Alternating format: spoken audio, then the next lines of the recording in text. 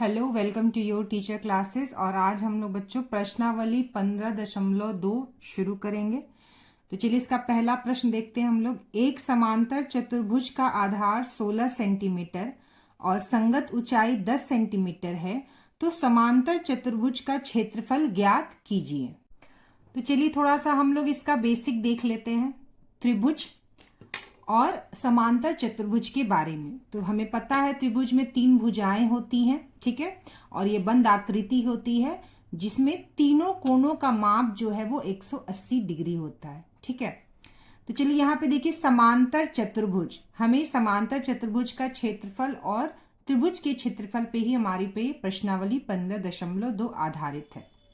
समांतर चतुर्भुज का ये देखिए मैंने चित्र बनाया है। तो समांतर चतुर्भुज किसे कहते हैं? जिस चतुर्भुज की, यानी चतुर्भुज मतलब 4 भुजाओं से बंद आकृति, ठीक है। तो जिस चतुर्भुज की विपरीत भुजाएं, ठीक है, यानी कि विपरीत भुजाएं कौन सी? AB की विपरीत भुजा DC और AD की विपरीत भुजा BC। तो जिस चतुर्भुज की विपरीत भुजाएं बराबर और एक दूसरे के समांतर हो उसे समांतर चतुर्भुज कहते हैं, ठीक है। तो अब आप कहिएगा कि ये समांतर चतुर्भुज है और इन दोनों की जो भुजाएं हैं वह अपोजिट यानी विपरीत भुजाएं बराबर हैं और दोनों समांतर हैं।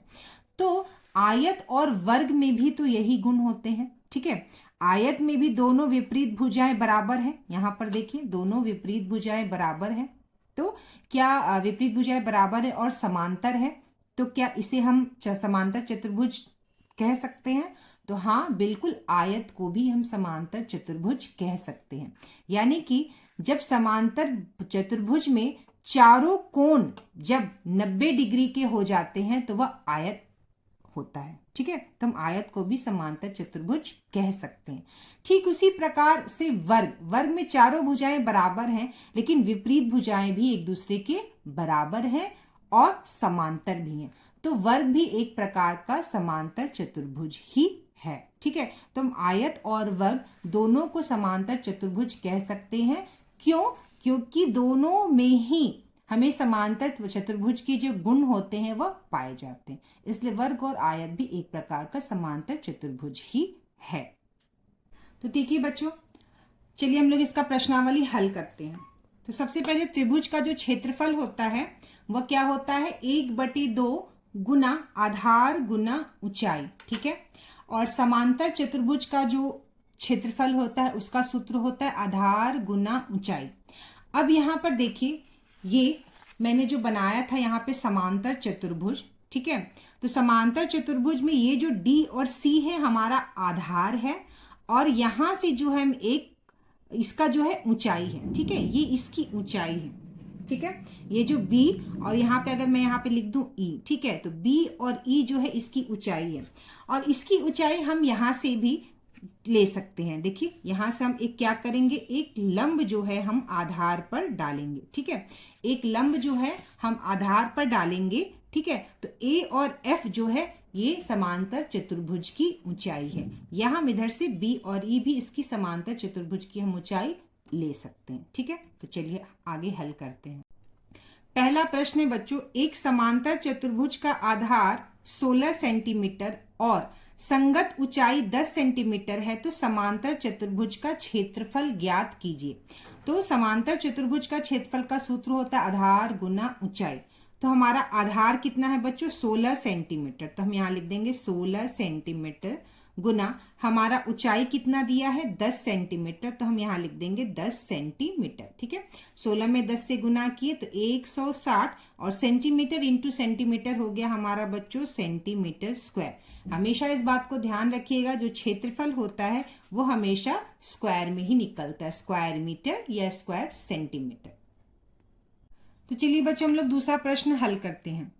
एक समांतर चतुर्भुज का क्षेत्रफल 160 वर्ग मीटर मतलब मीटर स्क्वायर है तथा उसका आधार 20 मीटर है, तो आधार की संगत ऊंचाई ज्ञात कीजिए। तो हमें आधार दिया हुआ है और समांतर चतुर्भुज का जो क्षेत्रफल है वो दिया हुआ है।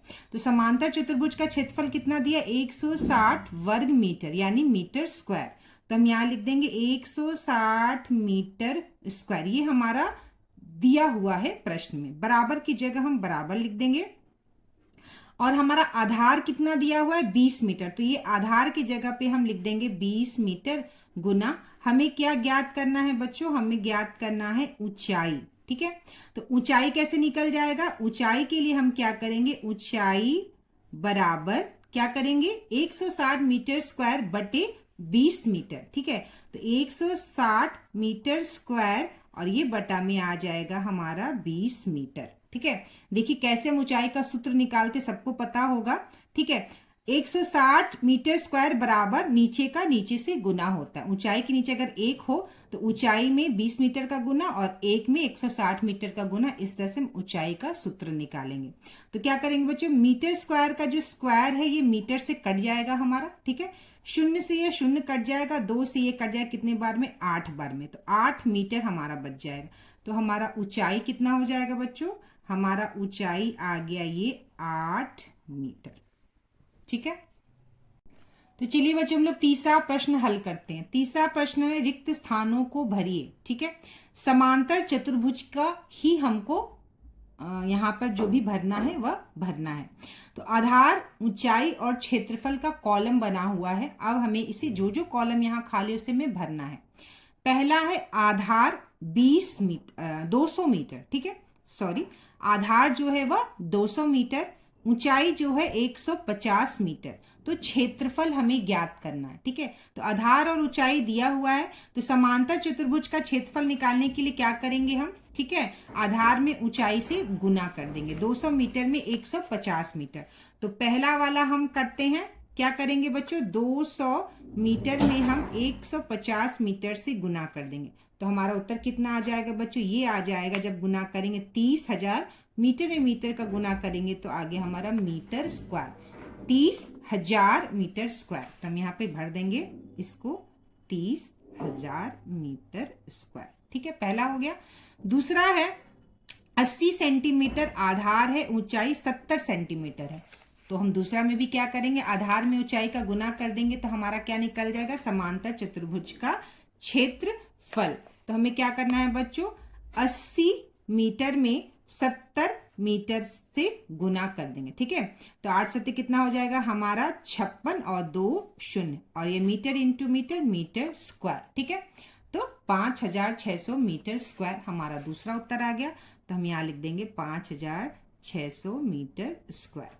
ठीक है, चलिए अब देखिए यहाँ पे तीसरा है, आधार दिया है 60 सेंटीमीटर, ऊंचाई नहीं दी है और हमें क्षेत्रफल दिया है। ठीक है, क्षेत्रफल कितना है 4800। ठीक है, तो हम तीसरा प्रश्न हल करेंगे। तीसरा प्रश्न हल करेंगे, समांतर चतुर्भुज का क्षेत्रफल हमें दिया है। क्षेत्रफल कितना दिया है बच्चों, 4800 सेंटीमीटर स्क्वायर। ठीक है, सेंटीमीटर दिया है, हाँ, वर्ग सेंटीमीटर, सेंटीमीटर स्क्वायर दिया, और आधार कितना दिया है 60 सेंटीमीटर। ठीक है, तो बराबर आधार कितना दिया है बच्चों हमें 60 सेंटीमीटर गुना ये हो जाएगा बच्चों हमारा ऊंचाई। ठीक है, तो अब क्या करेंगे, ऊंचाई बराबर क्या हो जाएगा, अभी हमने पीछे निकाला है, ऊंचाई बराबर हो जाएगा, ऊंचाई का सूत्र क्या हो जाएगा, समांतर चतुर्भुज का क्षेत्रफल बटे आधार। यहाँ पे मैं लिख देती हूँ, सबको ध्यान रहेगा। ठीक है, समांतर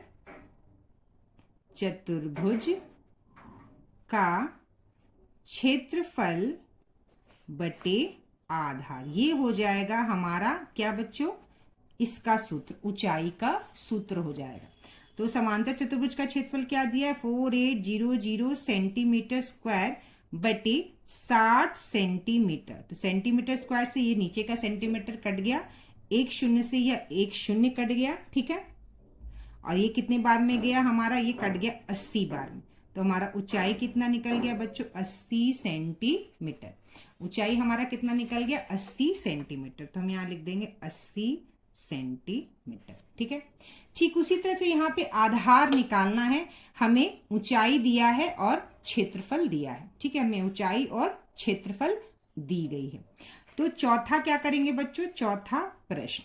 ठीक है, चौथा प्रश्न में क्या करेंगे, हमें समांतर चतुर्भुज का क्षेत्रफल दिया है कितना 36। ठीक है, 3600।